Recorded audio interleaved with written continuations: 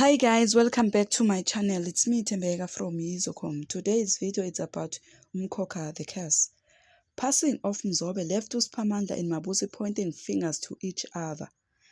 Sphamandla blames Mabusi about helping that old man from Mzobe's family. Then Mabusi tried to calm her husband down and she apologized. But Kwantlanga Muga no moya because she put her husband in a big trouble. One is the cleansing of their home. Two is the umkhokha that she brings to their family. He said, I told you about the prophesy, but you never listen. On the other side, there is Uskumba, who also blames Umthembu's family about passing of his father. Even Mabusi's uncle, he also blames Mabusi. Hey, Mabusi, to help sometimes, ukuzidonsela amanzi ngomsele.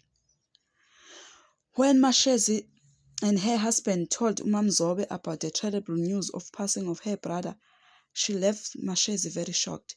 She said, he must die 9 times like a cat. She don't care. And she don't wanna be included in his funeral arrangement. Yeah, there is Umamzobe who stabbed her husband with a knife that she was used it for peeling vegetables.